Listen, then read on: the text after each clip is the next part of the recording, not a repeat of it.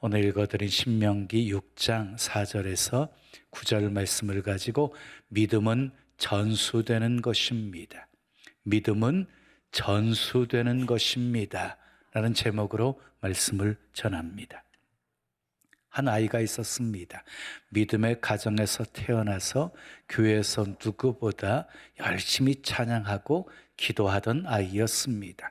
주일학교에서 말씀을 배우고 그리고 하나님 이야기를 들으면서 자랐습니다.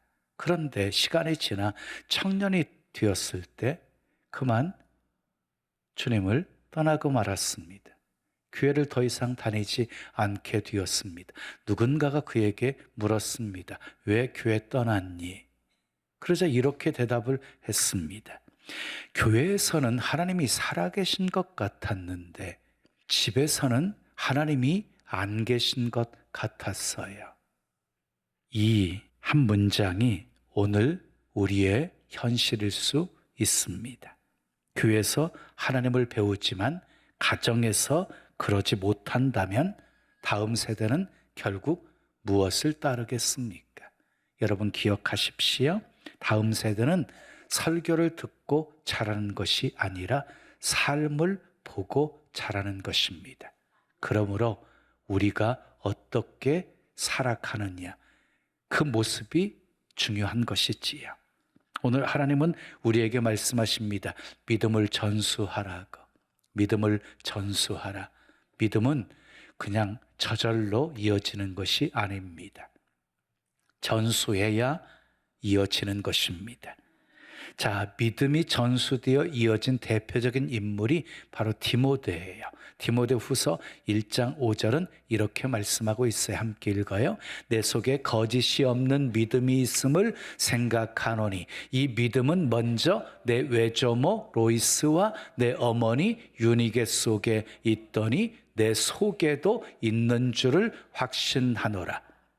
이 말씀은 사도 바울이 디모데에게 보낸 서신 속에 나오는 말씀이거든요. 보십시오. 믿음이 어디서부터 시작했어요? 외할머니 로이스에서 시작이 됐어요. 그리고 그 신앙은 이어져서 어머니 유니게로 이어졌고 그리고 디모데에게까지 전수가 되어졌다는 것이에요. 여러분, 믿음이 한 세대로 끝난 것이 아니라 다음 세대로 전수가 되어진 모습이에요. 자, 또 믿음이 전수되어 이어진 또 한 인물이 여호수아였어요. 여호수아는 자기 일생 마지막에 이런 고백을 해요. 오직 나와 내 집은 여호와를 섬기겠노라. 이것은 단순한 개인의 고백 차원이 아니었어요. 우리 가정을 하나님께 온전히 드린다는 선언이었어요. 여러분, 신앙은 개인으로 끝나면 안 돼요. 가정으로 신앙은 이어져야 하는 것이에요. 그런데 반대로 믿음이 전수되지 않는 장면도 성경에 소개되어져요. 사사기 2장 10절 말씀 읽어요. 시작. 그 세대의 사람도 다 그 조상들에게로 돌아갔고 그 후에 일어난 다른 세대는 여호와를 알지 못하였더라. 이게 무슨 말입니까? 전의 세대들은 전부 믿음이 전수되어져서 믿음의 조상들에게로 돌아갔다는 거예요. 근데 그 후에 일어난 다른 세대들은요, 여호와를 알지 못하였다는 거예요. 여호와를 알지 못했다는 말이 무슨 말이에요? 믿음이 더 이상 전수가 되지 않았다는 말이에요. 역사를 보아도 마찬가지입니다. 종교개혁자 마틴 루터는 이렇게 말했어요. 교회는 가정에서 무너지고 가정에서 다시 세워진다. 다시요. 교회는 가정에서 무너지고 가정에서 다시 세워진다. 가정이 그만큼 중요하다는 것이지요. 그의 개혁은 강단에서 시작되지 않았어요. 가정에서 말씀을 가르치면서 회복되어지는 것으로 시작이 되었어요. 여러분, 존 웨슬리를 보세요. 그의 위대한 사역도 그 배후에 그 어머니 수산나의 신앙교육이 있었어요. 자녀 한 사람 한 사람을 위하여서요, 시간을 정해서 말씀을 가르치고 함께 기도했던 신앙 양육이 있었어요. 그 결과 한 가정에서 한 시대를 살리는 믿음의 사람이 나오게 되어진 것이지요. 한 어머니의 이야기입니다. 아들 하나가 있었습니다. 어릴 때는 교회도 잘 다니고 착한 아이였습니다. 근데 시간이 지나면서 교회도 떠나고 신앙도 버리고 자기 마음대로 살아가기를 시작했습니다. 어머니는 잔소리를 하면 더 하나님과 멀어질까 봐, 자기가 어떻게 붙잡으면 하나님을 더 떠나버릴까 봐 아무 말도 하지 못하고 있었습니다. 어머니가 할 수 있는 것은 한 가지, 기도밖에 없었어요. 아들이 잠자리에 들게 되어지면 그래서 아들의 방문 앞에서 이렇게 하나님 앞에 기도했어요. 하나님, 내가 아들을 붙잡을 수가 없어요. 하나님이 붙잡아 주시옵소서. 하루 기도하고 한 달 기도하고 또 몇 년을 기도하고 눈물로 기도했습니다. 그런데 어느 날 그 아들이 교회 문을 열고 들어오는 거예요. 그리고 어머니 옆에 앉더니 울면서 이렇게 말하는 거예요. 엄마, 이상하게 자꾸 하나님이 생각나. 여러분, 기도는 사라지지 않아요. 눈물로 심은 기도는 반드시 열매가 있습니다. 아멘. 여러분 기억하십시오. 믿음은 저절로 이어지지 않는다. 전수되어야 이어진다는 것이에요. 자, 오늘 하나님이 우리에게 묻고 계십니다. 너는 자녀를 위해서 무엇을 남기고 있느냐? 재산입니까? 성공입니까? 아니면 세상의 기준입니까? 아니면 하나님입니까? 재산을 남겨주고 하나님을 잃게 하면 실패입니다. 성공을 남겨주고 하나님을 잃게 하면 실패입니다. 그러나 아무것 남겨주지 못한다 할지라도 하나님을 남겨주면 성공입니다. 믿음을 놓친 가정은 반드시 흔들리지만 믿음을 붙든 가정은 무너지지 않기 때문입니다. 그렇다면 어떻게 해야 믿음의 다음 세대를 세워갈 수 있을까요? 어떻게 해야? 첫째, 따라하겠습니다. 믿음의 출발은 하나님 사랑입니다. 자, 본문 4절 5절 말씀 함께 읽어요. 시작. 이스라엘아 들으라. 우리 하나님 여호와는 오직 유일한 여호와이시니 너는 마음을 다하고 뜻을 다하고 힘을 다하여 내 하나님 여호와를 사랑하라. 이 말씀은요, 유대인들이 쇠마라고 부르면서 하루에도 몇 차례 암송하는 구절이에요. 유대인들이 쇠마라고 부르면서 하루에도 몇 번씩이나 암송하는 구절이에요. 왜입니까? 하나님은 한 분이시고 그 하나님을 사랑하는 것이 인생의 전부임을 알기 때문인 것이지요. 여기서 중요한 단어가 나와요. 다하고 다하고 다하여라는 말이에요. 다하였다는 말이 무슨 표현인가요? 마음을 다하고 뜻을 다하고 힘을 다했다는 것은요, 부분이 아니지요. 전부를 말하는 것이지요. 마음을 다하라는 것은 감정의 영역이에요. 기쁠 때에도 힘들 때에도 슬플 때에도 변함없이 하나님을 사랑하라는 것이에요. 마음을 다하고 뜻을 다하여서 하나님을 사랑하라는 것이에요. 또 뜻을 다하라는 것은요, 생각의 영역입니다.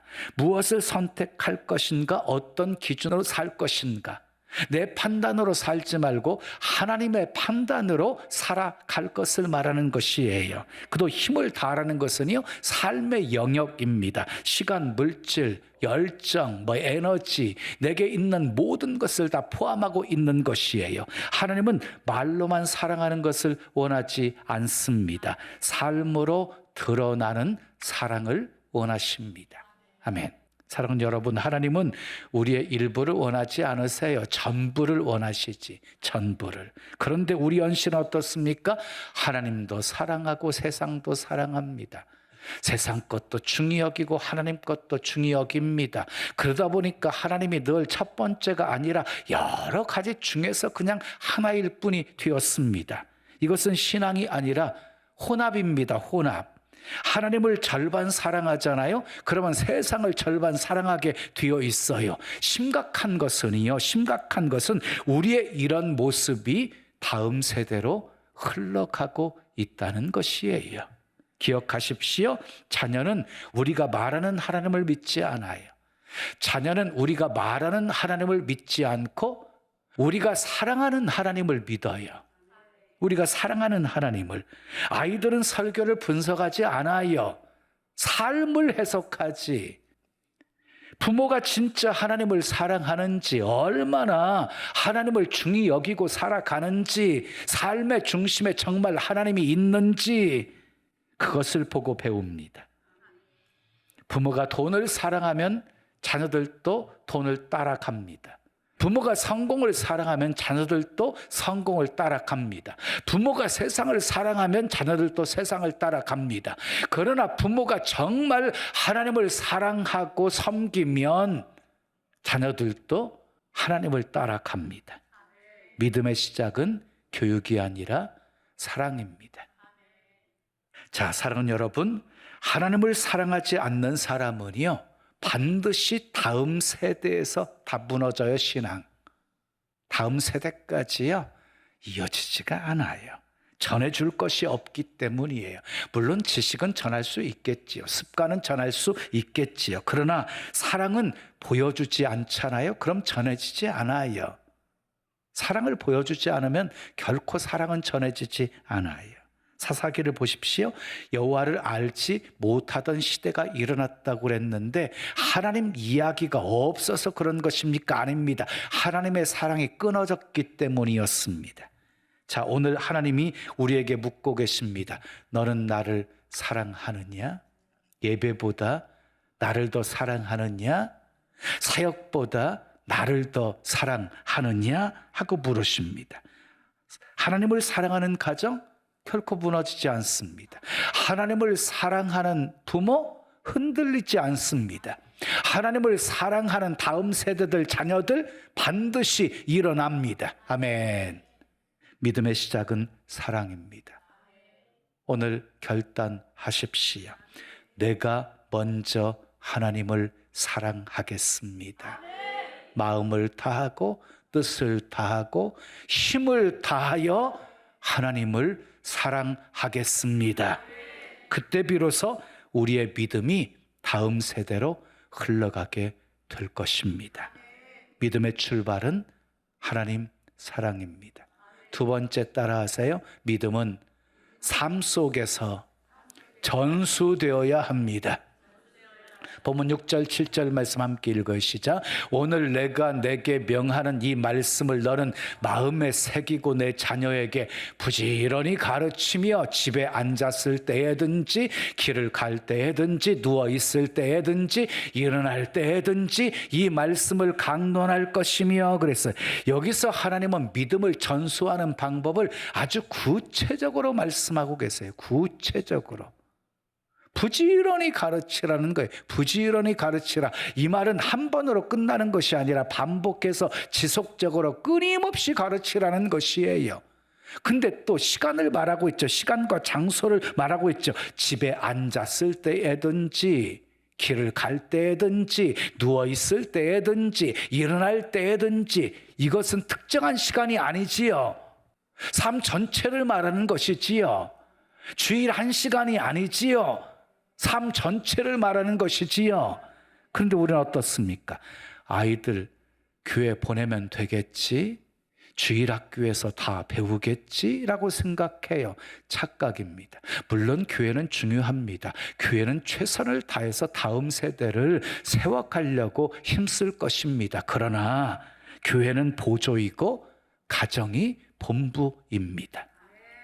아이들이 일주일 보내는 시간들을 한번 생각해 보세요. 교회에서는 1-2시간이잖아요. 100시간 이상을 가정에서 지내는 거잖아요. 어디에서 더 영향을 많이 받겠어요? 두말할 것 없이 가정이잖아요.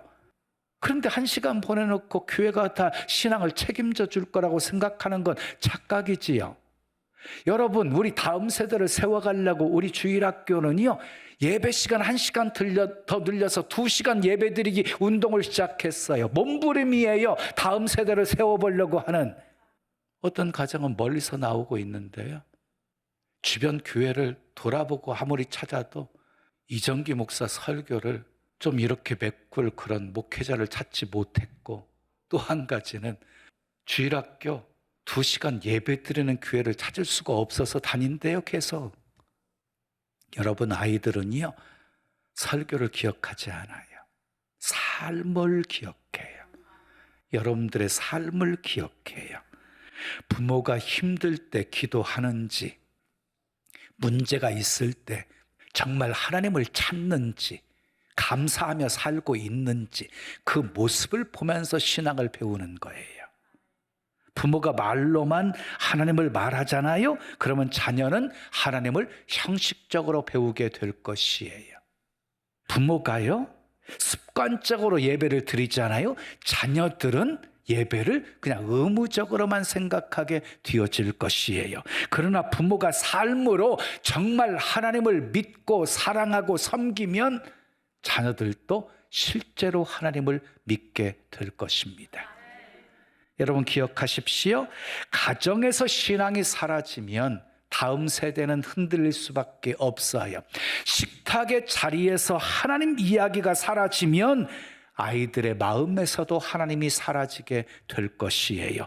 문제 앞에서 기도가 사라지면 아이들은 하나님 없이 사는 방법을 배우게 될 것이에요. 교회에서 하나님을 말하는데 집에서는 세상을 말하게 되어지면 아이들은 세상을 선택하게 되어질 것이에요.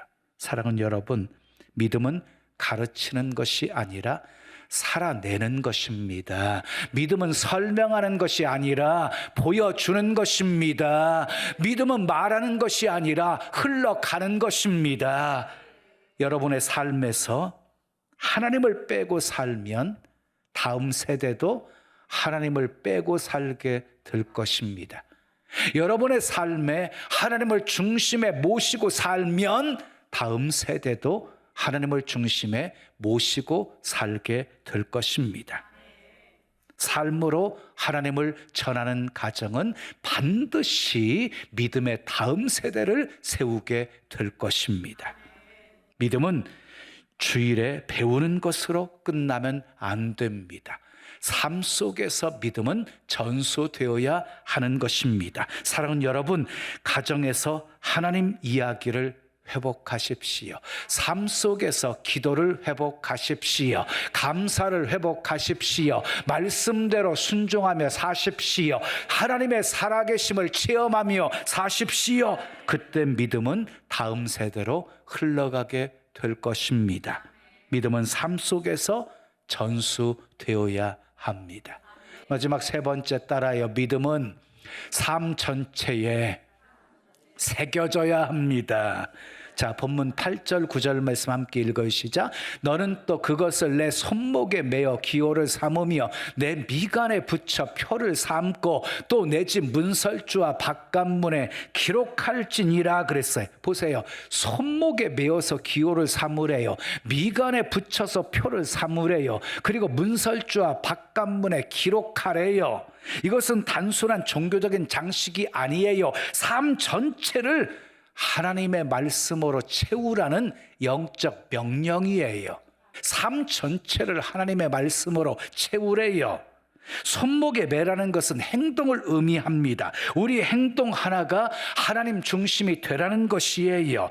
일을 할 때도 하나님을 생각하고 선택할 때도 하나님의 기준이 되어지고 살아갈 때도 하나님의 뜻을 따르라는 것이에요.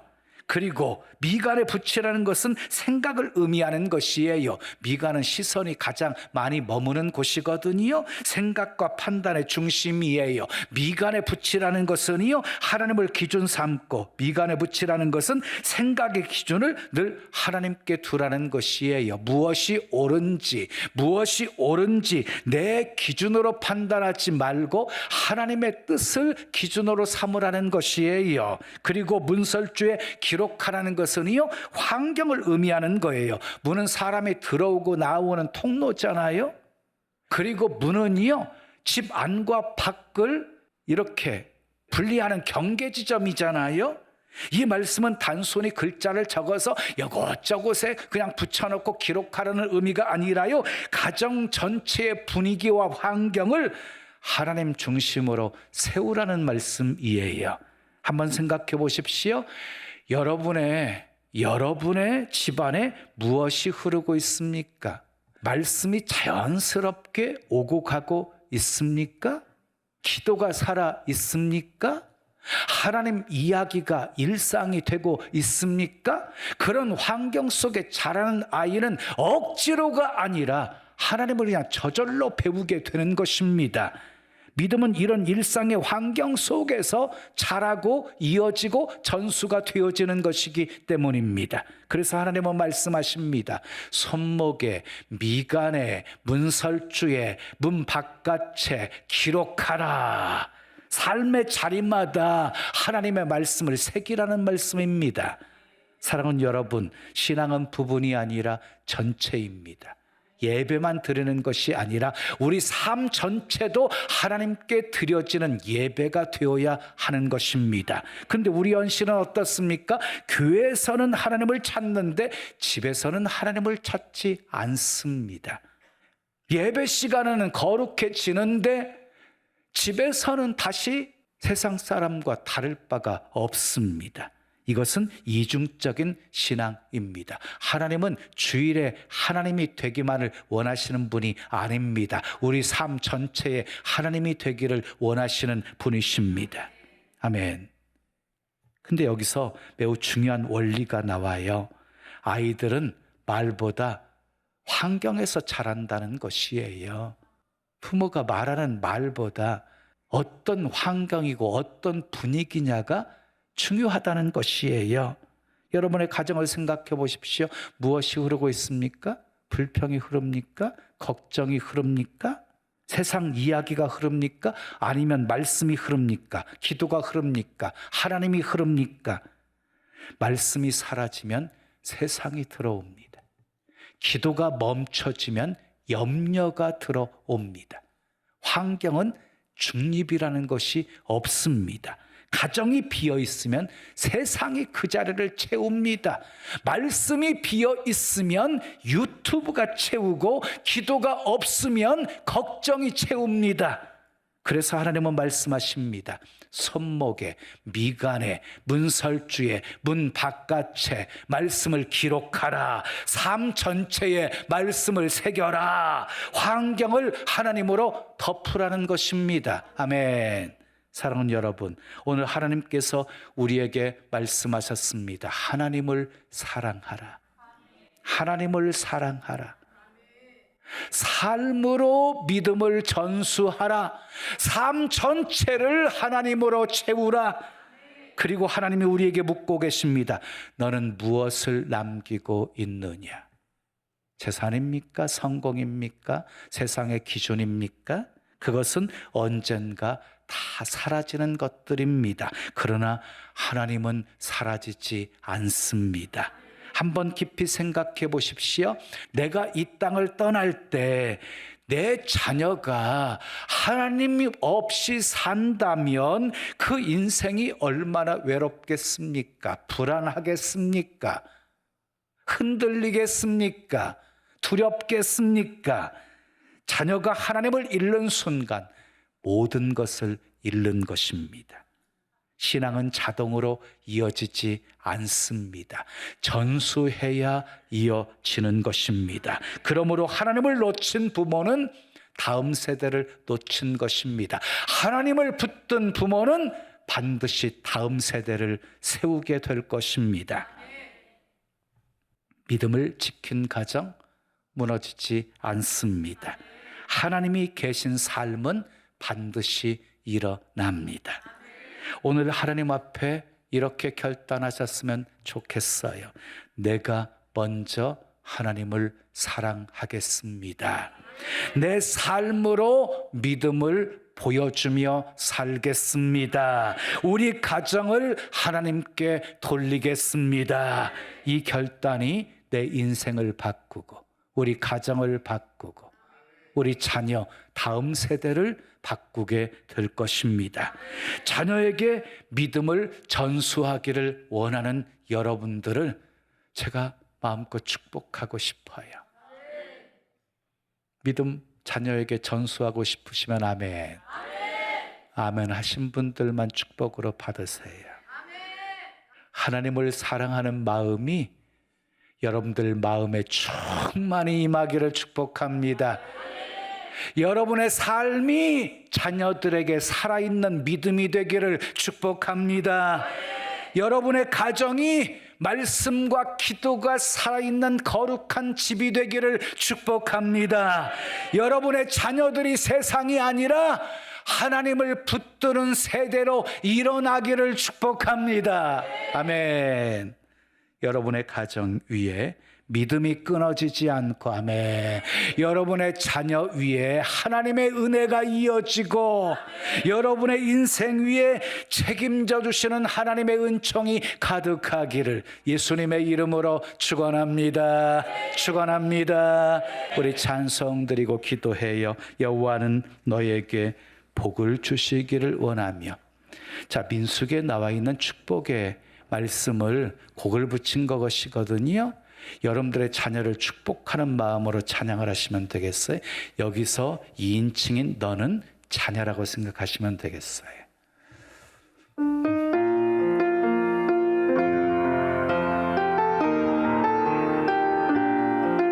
이렇게 손을 내밀고 자녀들에게, 여호와는 너에게 복을 주시기를 원하며 너를 지키시기를 원하시며, 여호와는 그 얼굴을 너를 향하여 드사 은혜와 평강 주시기 원하노라. 여호와는 너에게 복을 주시기를 원하며 너를 지키시기를 원하시며, 여호와는 그 얼굴을 너를 향하여 드사 은혜와 평강 주시기 원하노라. 너를 보배롭고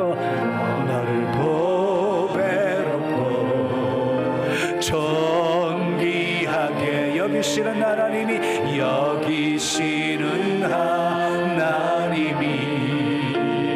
내 삶 속에서 이 약속을 신실하게 이루시리. 땅에 기름진 것으로 하늘에 신령한 것으로 너를 복 주시고 지키실 하나님이 너의 영혼 잘 되도록 은혜 베푸시며 평강으로 인도하시니. 땅에 기름진 것으로 하늘에 신령한 것으로 너를 복 주시고 지키실 하나님이 너의 영혼 잘 되도록 은혜 베푸시며 평강으로 인도하시리. 평강으로 인도하시리.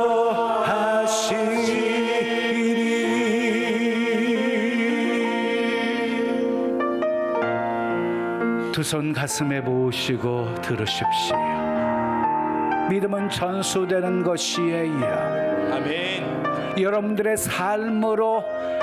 삶으로 전수해야 하는 것이에요. 아멘. 그러기 위해서 우리의 삶 전체를 하나님으로 가득 채우셔야 돼요. 아멘. 여러분들의 아름다운 믿음이 우리 자녀들에게 이어지고, 믿음만 이어지는 것이 아니라 축복도 이어지게 되어질 것이에요. 아멘.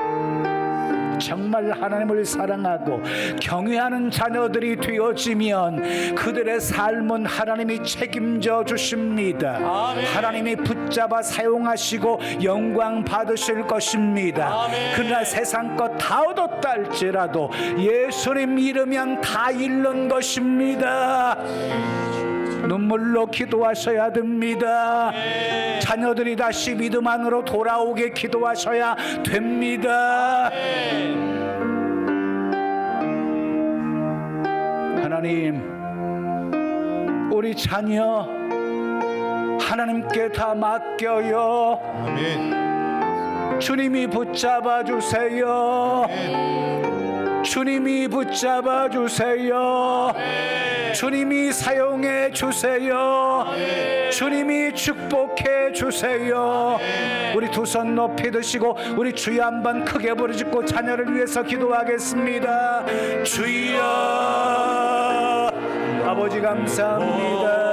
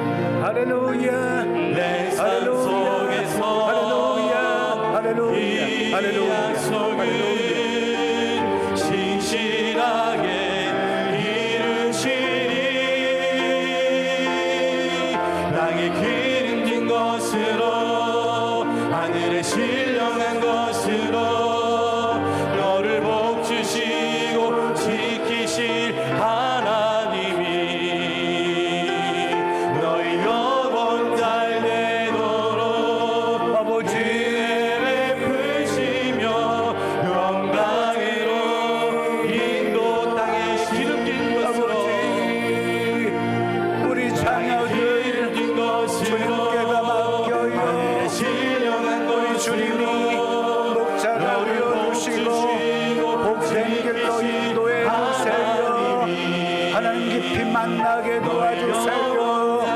은혜 체험하게 도와주세요.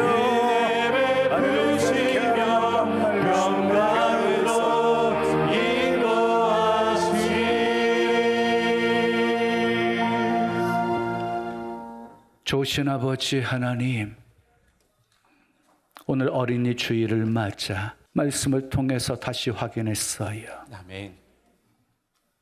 삶으로 하나님을 경외하는 모습, 하나님을 사랑하는 모습을 자녀들에게 보여줄 수 있게 하옵소서. 아멘.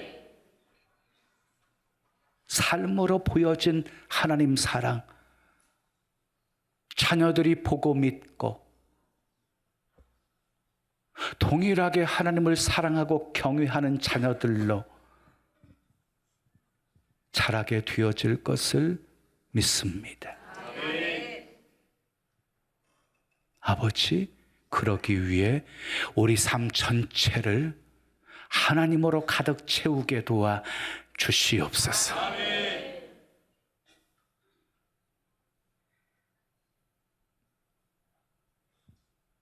자녀들 하나님이 붙잡아 주시기를, 하나님이 복된 길로 인도해 주시기를, 그들의 삶을 하나님이 책임져 주시기를, 그리고 축복하시고 영광 받으시기를 기도하는 부모가 되게 하옵소서. 어렸을 때는 열심히 신앙생활 하다가 지금은 아버지 하나님에게서 떠나 살고 있는 믿음의 자녀들이 있어요. 하나님 불쌍히 여겨주세요. 눈물로 기도하게 도와주세요. 하나님의 은혜 베풀어 주셔서 하나님이 생각나게 도와주시고, 아버지 울면서 다시 하나님께 돌아오는 그런 은혜 역사들이 일어나게 도와주시옵소서. 자녀들을 위한 간절한 우리의 기도들 응답해 주시고, 자녀들의 삶에 아름다운 변화들이 있게 도와주시고, 하나님 사랑받으면서 복되게 성장하게 하옵소서. 예수님의 이름으로 축복하며 기도합니다. 아멘.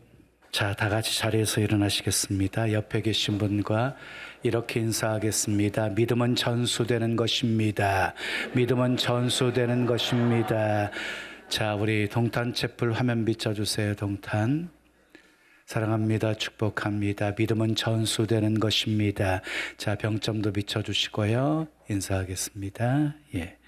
자, 파송 찬양입니다. 성령의 불타는 교회, 우리 힘차게 박수치며 찬양 올려드립니다.